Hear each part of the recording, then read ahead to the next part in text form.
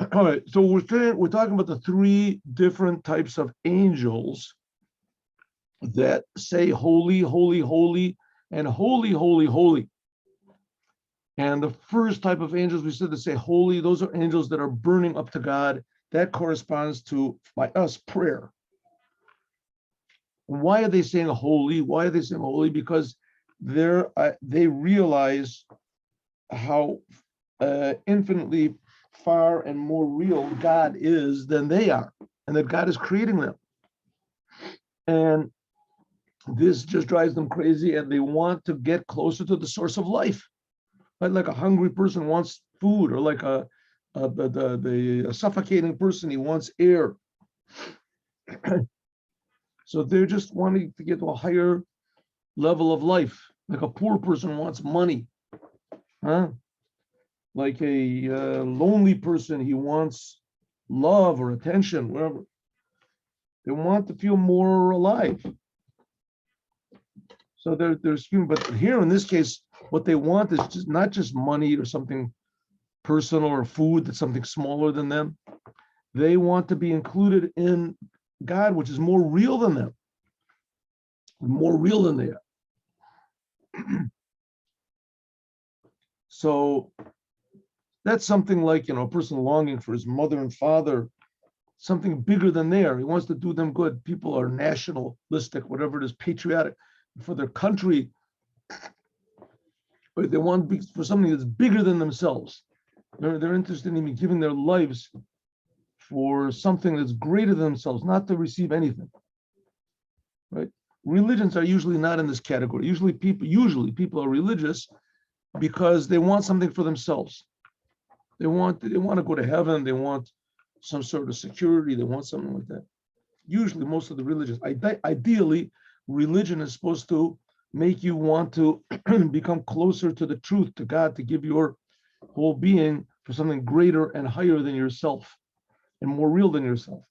Anyway, that's the idea that the Judaism is trying to tell us that it is possible, it is within our reach, and it's even more, it's our obligation to come closer to the Creator and to be more included in the Creator. Just one moment, I want to turn on my air conditioner here. Excuse me, please. One moment. Okay.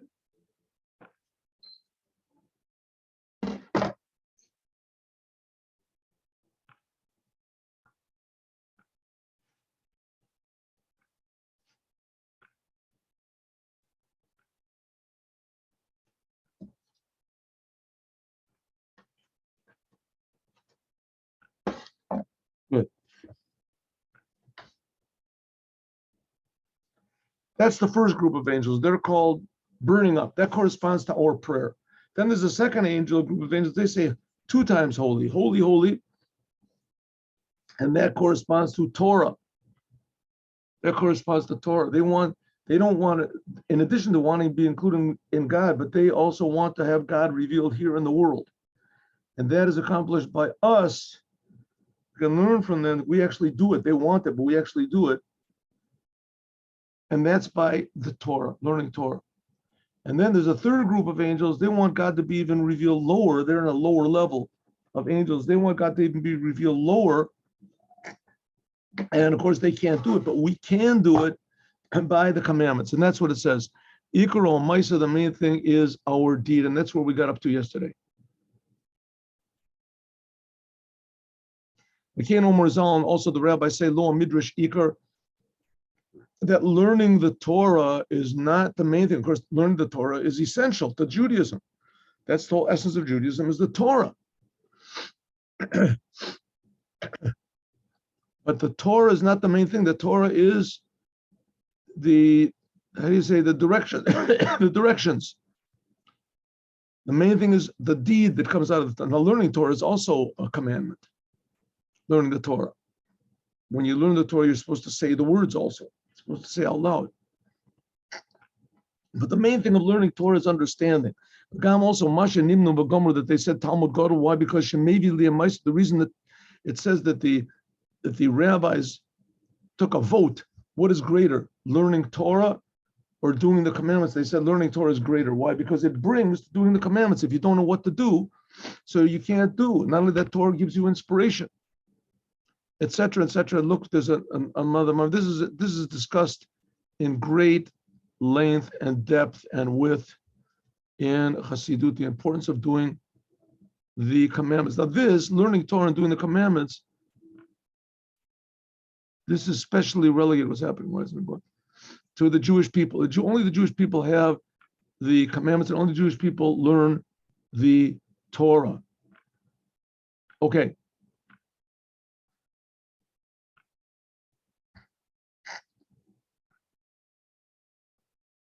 Okay. So now we can go back to our original topic. We're skipping this. This is all in a big parentheses, it seems to me. Very interesting, but I want to make a little bit of progress here. I want to make a lot of progress. I mean, we also have to understand, but here we're jumping now to this Inyan. This is a parenthetical statement and explanation. And now let's go back to our real topic about why are the commandments so important? Why are the commandments so important? Here, with more religion is spiritual. Praying, that's spiritual. Contemplating God, meditating in God, leaving the world behind, ignoring the world. That's what religion is made out of, right? The upper worlds. Everybody knows there's a world, but that's no big novelty that there's a world, we can do things in the world. The main thing is the upper worlds, right? What happens after you die? Right? Wrong. That is not right. The goal of Judaism is to put an end to death, that there won't be any more death, that all these upper worlds will realize we're just sort of, how do you say, stop-off points, old folks' homes. What do you say, veterans for the aged veterans. You know, very nice, wonderful rewards, peaceful. You get whatever you want, but unless you want to serve God, if that's what you want, then you're not going to get it in the upper worlds because there's no free will. You just, you're just serving. You're being served, so to speak, in the upper world. In heaven, the main thing is this physical world. So it says there, because this main thing is the physical world, so therefore we can see that's why the commandments are so great. That's why the main thing is doing the commandments. Hey, a lot of people will say doing the commandments, come on, that's not religious. Even in Israel, I've seen people, that's idolatry. Really, I've seen people say, that's idolatry, the commandments. What are you putting these little boxes on? And there's all these little physical rituals, right? That's idolatry. It's taking an idol and you're worshiping an idol, you're putting on tefillin on. That's idolatry. That's like taking a little statue, right? Putting a little thing on your door, a piece of paper, parchment on your door. That's idolatry. That's like putting a statue in your house and worshiping it, right? So, well, they got a point. There is a point. Idolatry is taking a physical thing and claiming that it's God somehow or other, and that's forbidden. You can't take a physical thing or a person or something that's saying and say that he's God. I mean, you can't really even take a spiritual thing and say that he's God, right? Even worshiping spiritual thing, worshiping an angel, can't say that they're God. They're not God. But the more physical it gets, the more, when you say it, the obvious idolatry it is. Can't do that, right? So what's this thing with the commandments? We're doing this. That's religion. That's Judaism. That's what's it got to do with religion? Putting boxes on your head, or putting them tzitzis, putting these strings on the corners and things like that. Obviously, this is just sort of empty rituals for for weak-spirited people, right? Wrong, totally wrong. Why? Because she'im nasim b'davar shenafal tachat memshel klipat noga. The commandments are using things that fall under what's klipat noga is a Kabbalistic term for nature. Nature. Physical, natural things that can be used to serve God are called klipat noga. They're called klipat noga. Right? Alligators. What are alligators? Well, alligators, you can't eat them. It's not a clean animal, but you can use it for your shoes. You can use alligator skin for your belt or something. I'm sure the vegans wouldn't agree with me, but you can use it. So therefore, these are things in the physical world which are not godly, are not spiritual, but you can use them for some sort of a good purpose. You can use it to make a shoes to walk on the street with, right? And then it depends what you do with the shoes. If you walk to synagogue, if you walk to to the casino or something like that, then not so. But so that means you can take the physical world and you can elevate it. You can use it for what God wants. You can put the puzzle together to show that the big thing, that the world is just a big creation, including your alligator shoes are part of the creation. So anything physical which can be used in any way for a good purpose, that's the name of the game. That's why we're put in the world. That's what the world is here for. Not that we should get out of the world, that we should bring God into the world. We should reveal. Shehem, this is what's called the Klipat Noga, and the world, nature is called Klipat Noga. Shehem, all the physical things here are from what's called Shvirat HaKelim. See this abbreviation? Shvirat HaKelim, from the breaking of the vessels. A little bit of Kabbalistic ideas over here. The breaking of the vessels. Come on, like Klaf HaTefillin, for instance, the parchment of the tefillin. Semer tzitzit, the wool which you make your tzitzit from. Tzitzit, these strands. You see these? One second, here's a picture. See? Tzitzit on your garment. Right? Garment, tzitzit. And therefore, they actually can draw down keter, what's called God's crown, which is a Kabbalistic word for God's will, linukva, to what's called malchut, a Kabbalistic word for this physical world. Shehi, which is malchut datzilut. This is the source of this physical world. Makor, which is the source of the physical, of God's mouth. So this draws godliness into what's called God's mouth, malchut, of the world of Atzilut, the highest of the four dimensions, and that becomes the highest of the four dimensions is Atzilut. In Atzilut, there are 10 spheres. The lowest of them is Malchut, called God's mouth. And this is the source of the creation of the worlds. When it says in the Torah that God spoke, God is referring to Atzilut, and speaking is referring to Malchut of Atzilut, this lowest aspect of this highest dimension of reality, of creation, if you want to call it. This is like the creator. Another name for the creator, and this creates what's called the world of Bria, Yetzir, and Asiya. The word Bria, we talked about this before. Bria means creation, formation, action. These are the world where these angels are, that they say, holy, holy, holy, holy, holy, holy.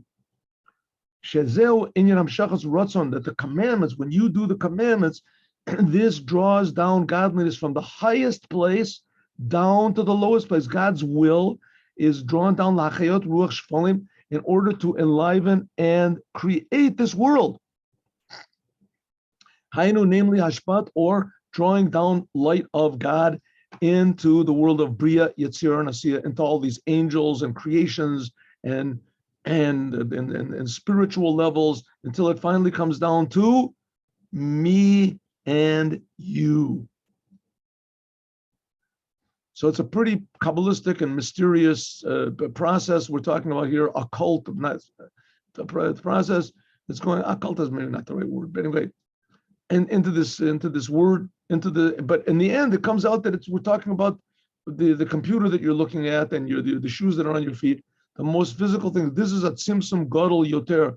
This is a tremendous, great concealment and what I call contraction of God's light from keter, which is the crown of God, to Zeranpin, got the emotions of God. This is only just a makor, the source of Bria, Yetzir, and Asiya, mamish. Keter to Zeranpin, to God's emotions, into God's mouth speaking, into God. Okay, we're anthropomorphizing. A nice big word for you, everybody. Anthropomorphizing. Anyway, we're making God into physical, but what can we do? God made us in his image. That's what it says. And the reason he did that is in order we can have some at least appreciation of God's closeness to us. God's farness from us, a little bit we know. A little bit we know. God is incomprehensible, right? God created the world. A little bit we know. The fact is that God created the world. That's, for God, that's peanuts. To say that God created the world, he's so great, he created the world, that in a way is an insult to God. Because that he created the world is really very low level of godliness. But still, it's pretty amazing. I mean, nobody can create anything in this world. But the essence of God, to reveal the essence of God, we need something higher than just the creative force that creates the world. That creating the world is how God hides himself and creates the world. We need something, the God revealing himself in the world, and that's the Torah and the commandments. And of course, a person can say, what do I want to reveal God in the world? What's the big deal? That shows how hidden God is, that we don't know how good he is. But we don't know how good God is. It's like if you tell a person, listen, if you just press this button, you can save the life of, 200 million people. Well, what do I care about people? What do I care about killing people if they live or they die?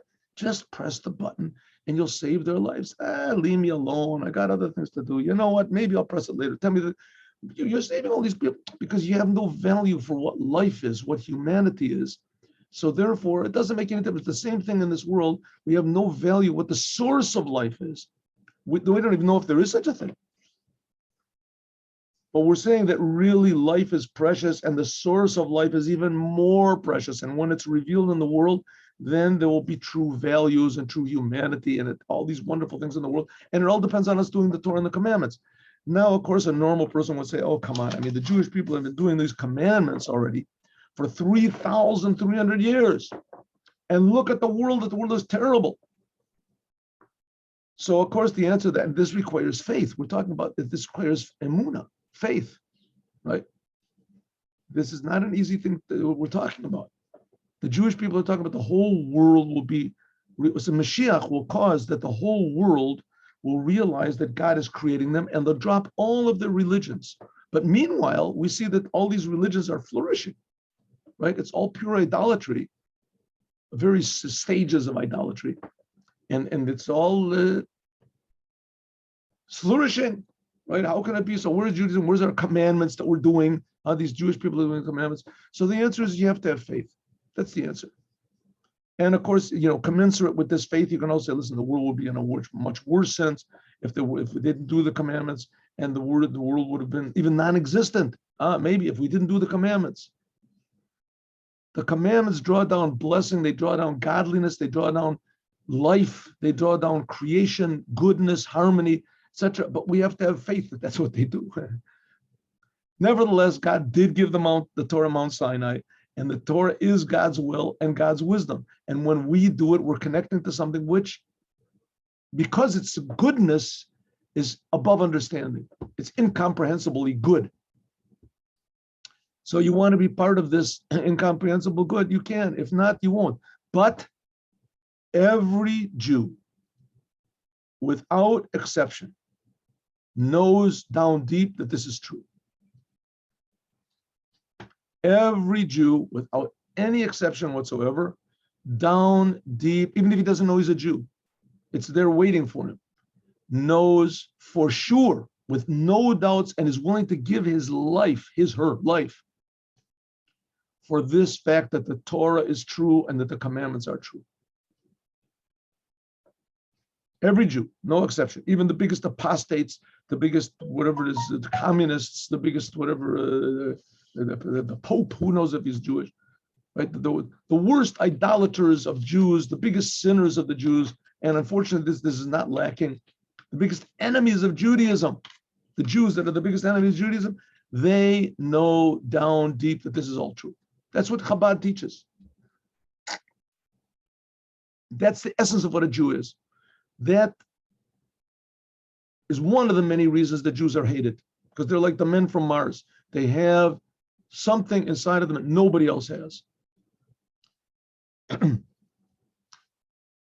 That's the idea of the commandments. And the commandments, as mentioned before, that only something, the highest things can be revealed in this low way to be revealed in the whole world. Therefore, drawing down this level of Keter into Malchut, this is only by means of the positive only by means of the actual physical, mundane, seemingly unspiritual, ungodly commandments. Physical. That by taking these physical things and using God for what God wants, this is Bira Mahuta Davar, this refines the thing that you're using. Shenafel, that fell into what's called the breaking of the vessels. Sheshorsham comes up from this high level of God's name, which is called Sag 63, which is above Atzilut. This corresponds to what's called the world of Tohu. So just in a nutshell, 1 minute on the breaking of the vessels, God wanted there to be a world. And he wanted there to be a world that was confusing. And he wanted there to be a world where there was the option and the urge to go against God. That's what he wanted. That's why we see in the 10 Commandments, most of the 10 Commandments, which pretty much everybody agrees is true and came from God, right? They are mostly negative. Right? Don't worship idols, don't steal, don't kill. True, there are positive ones, right? Honor your mother and father, honor the Shabbat. But most of them are negative, right? Negative commandments. Don't have desires, don't be licentious. What is it? Don't be perverted, take other people's wives, etc. Don't. So most of them are negative. Why? Because God wants there to be a world where there are negative impulses. Where do these impulses come from? It says that came from what's called the breaking of the vessels. God created the world in the beginning. He created the world in such a way that the early stages, before the even creation, this is even above the world of Atzilut that we talked about. There's what's called the order of the 10 sphirot, which is called Tohu. And everything was, all these 10 sphirot were like the painting on the palette of an artist before he mixes them together. Everything was pure. There's only 4 colors or 5 colors only. Here we're talking about 10 sphirot, each one is pure. And because they were pure, there was no harmony between them. That's why God wanted it. And they were very, very powerful lights and pure, pristine kindness and beauty and whatever it want. And this broke. Purposely, God wanted it to break. Why did he want it to break? Because they would tumble down into this world and they would be urges that there's no God. They would tumble down into the world in disorder, so you couldn't see God. That's what's called the breaking. That's called the sparks, which came down into this world from the breaking of the vessels. And that came from this level of Tohu, which is represented by God's name, which is the numerical value of 63. It's God's name, Yud, and then Hey, and then filled up with Yuds and different letters. Okay. Therefore, by means of raising up the physical world, we can make a revelation below and below. And that's why, by the way, what's so important about even using mundane things, the way you eat, the way you sleep, the way you dress, what you dress, or even the mundane things, optional things, which are not commandments. If you do those for the sake of God, that's also raising up sparks, and in some ways even in a higher way. That's the whole thing of Mashiach. Mashiach is going to come and not only reveal the holiness in the commandments and in the Torah, but also the holiness in everything in the world, the animals and the plants and the trees and the rocks. And we'll see that God is creating everything, which is the fact.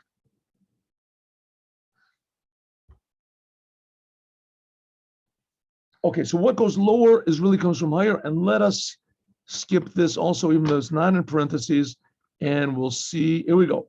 Ubezen, and this, Yuvan Maimrazal, we can understand what the rabbis say. It's just like it is impossible for the world without ruchos. Either means winds or it means directions. In any case, just like it's impossible for the world without wind blowing, also it is impossible without the Jews. There has to be, the Jews are here in order to draw down God's will, bekiyum v'ishtalshlut, in the existence and the chaining down of the worlds.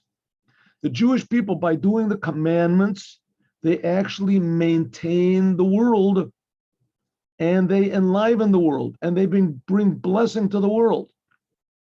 That's why the Holy Temple was so important, because the Holy Temple just increased commandments. That's why the Jews are going to come to Israel. That's what's going to draw the Jews to Israel. What? Because the Jews suddenly will wake up in every Jew the true Jewish identity, as I just said a couple minutes ago, that every Jew wants to do all the commandments. Every Jew. And the only way you can do all the commandments, that even all the commandments are available, is when there is the Holy Temple. And also when all the Jews are living in Israel. And when all the Jews are, there is the temple, then there'll be the opportunity to do all the commandments. And that's what's going to draw the Jews to Israel. Because the Jews will want to do the temple. They want to do the commandments. And you can't do all the commandments until the temple is there, bringing sacrifices, etc. And that's really physical things. Because the Ratzon Pashut, because this simple will that rose up in God's will, simple will to create the world, to start time, to start place, to start spirit. Before God created the world, there was no spirituality. There was no spirit, there was no upper worlds, there was no time, there was no... What was there? I don't know. It's impossible to know. It was just pure. It's the same thing what it is now, but the world sort of covers it over. And in the future, there will be a world, and there'll also be godliness.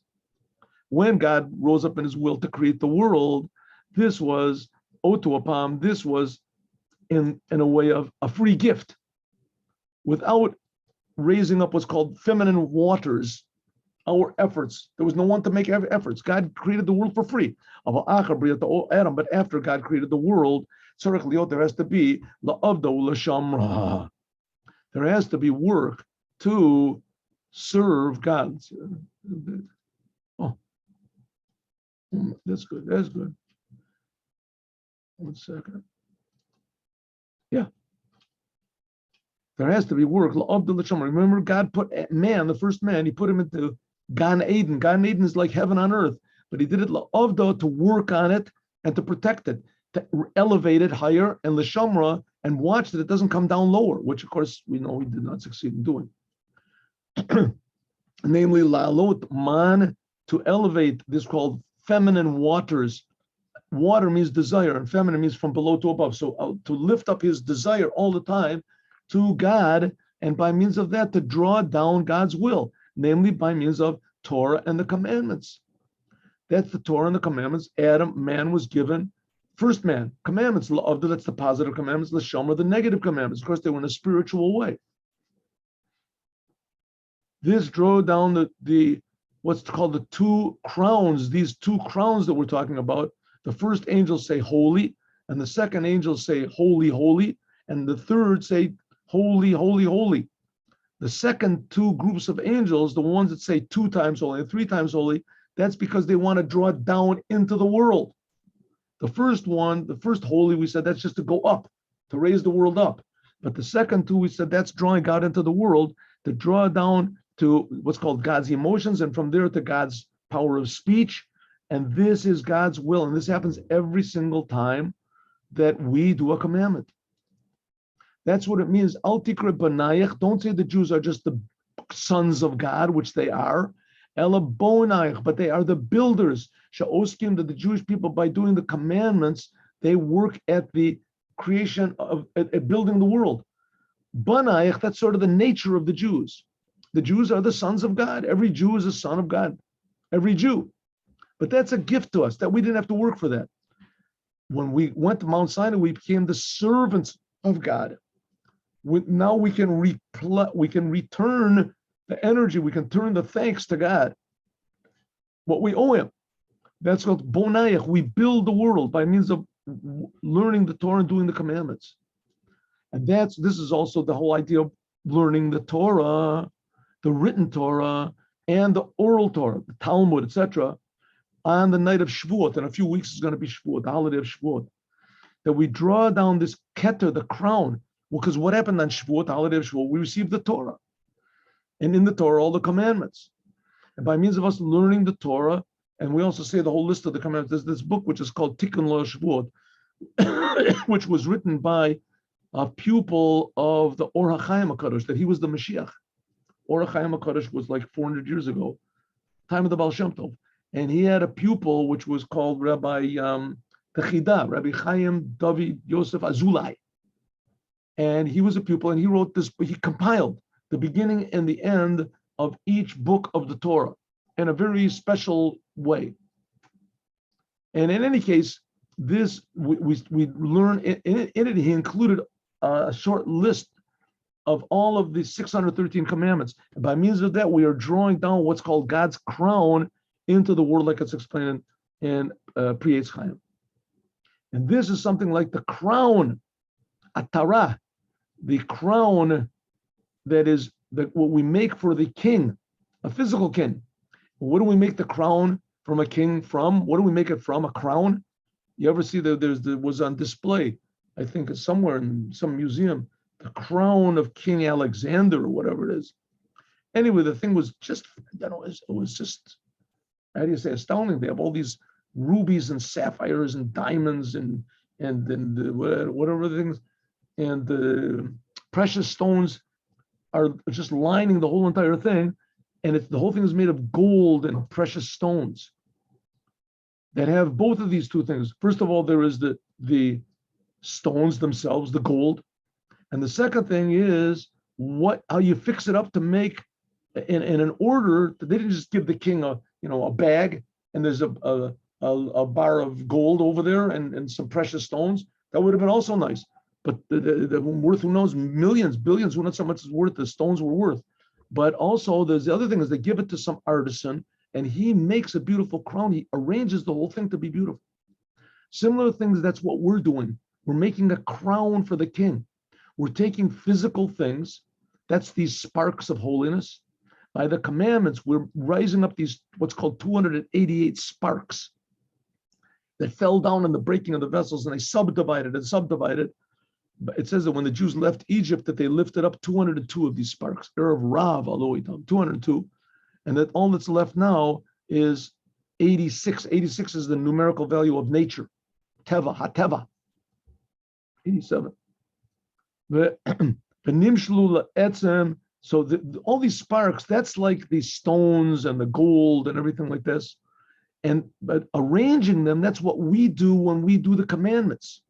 That's also this, when we elevate these 288 sparks from nature, from Klipat Noga, that they fell down there for what we call the breaking of the vessels, by means of our arranging them through Torah and the commandments. They shine very much, right? The sparks that fell down, they're there waiting for us. But nevertheless, in order to raise them up and make them into a crown, this is by means of our Torah that we do. We're talking about the Jews now.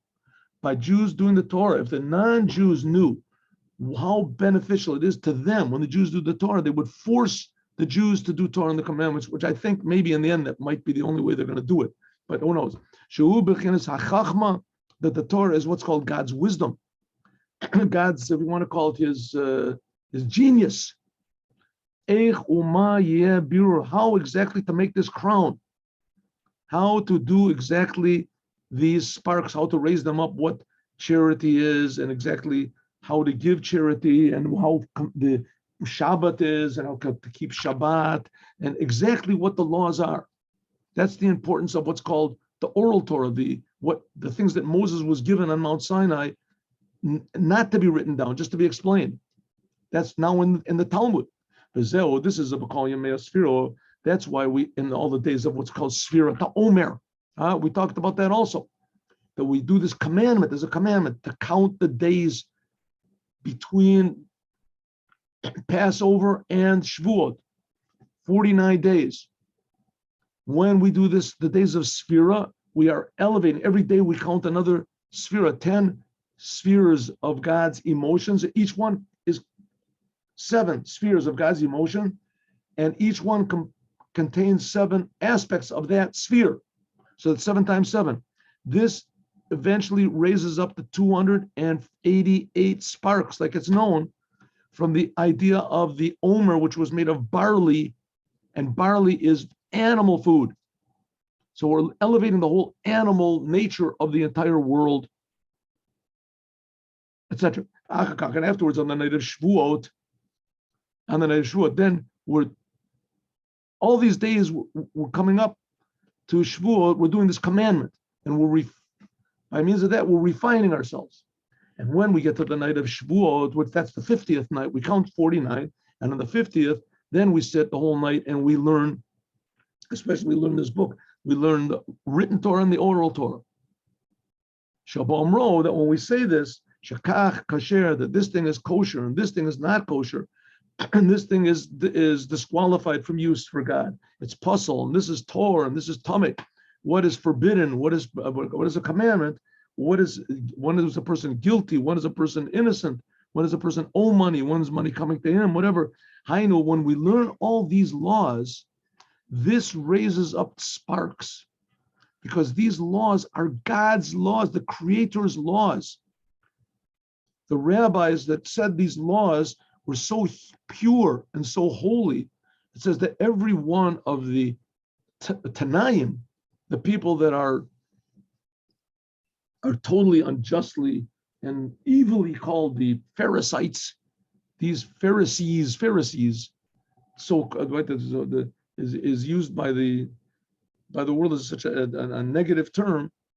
Well, that's a tremendous, how do you say, disgrace and injustice to these holy people. They all had the power to raise the dead. It says in the Talmud, they all had the power to raise their dead. And sometimes they did it when it was like really, really pressing and necessary, but they didn't like to go against nature. That's the whole we're learning over here. The job of a Jew is to elevate nature, not to change it. God will change it if he wants to.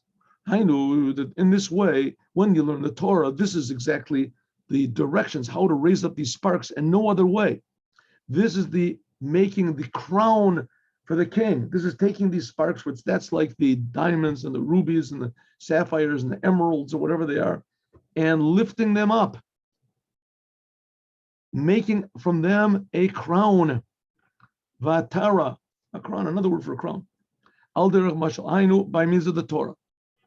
But the source of all this is the first holiness that the angels said, namely these burning up angels, namely that they want to be close to God. They want to just dissolve themselves into God. They realize how holy God is. This has to be the living spirit inside of all of this, that we realize how infinite and how good, how almighty, and how kind and loving is the Creator that He's creating us. And we would just want to come closer to Him. That's called raising these feminine waters, our desire with self-sacrifice when we say Shema Yisrael. This lifts up the level of Vav, of Kadosh. There's Kodesh and Kadosh. We skipped a little bit. This raises up the level of Kadosh, the Vav, so it's coming down, which this is the emotions of Atzilus, into Kodesh. Kodesh, without a Vav. That this is what's called Chachme Eloah, the upper aspect of godliness, to unite. In other words, the living spirit behind this is going up. And then when we arouse the essence of God, so God reacts, very basic principle in Kabbalah and Chassidut especially, that God reacts to what we do. And when we arouse God's wisdom, then as Briru, then God's wisdom comes into the world in order to give the Torah, and that we should refine all these sparks of godliness, which the Rebbe likened to diamonds and emeralds and rubies and precious stones and etc. The Yochal Lamshich, we can draw them down by means of this, the crown of God into the 10 Sfirot of what's called Tikkun. Tohu is, we said, was very, very high. That's where the sparks come from. But the idea is what's called Tikkun. And Tikkun means all of the worlds from Atzilut and below. When we feel the order of godliness in them, we feel the reason why God is creating them, why God is creating us. Therefore, below, when we raise up this feminine waters, this desire in our self-sacrifice, surrendering ourselves totally to God, as this makes also above that the holy, the Vav of God's name goes up into the source. This draws down an upper unity of what's called father and mother, Chachma and Bina.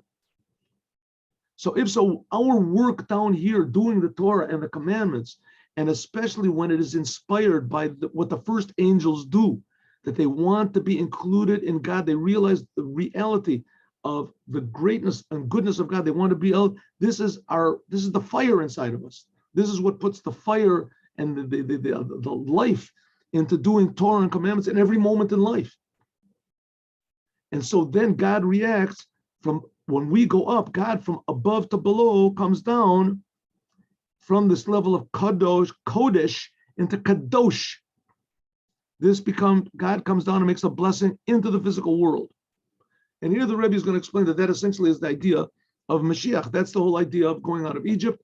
The Jewish people were freed into the world in order to be servants of God and use the world for what God wants to. And by means of that, it makes the world a perfect place. God will be revealed everywhere in the world, and we will see with our eyes all these things that we're just reading about and thinking about in the books. God will be in the books. And if people want to do sins, they'll maybe have to take out a book from somewhere and learn how to do sins, but they won't want to. No one will want to do it.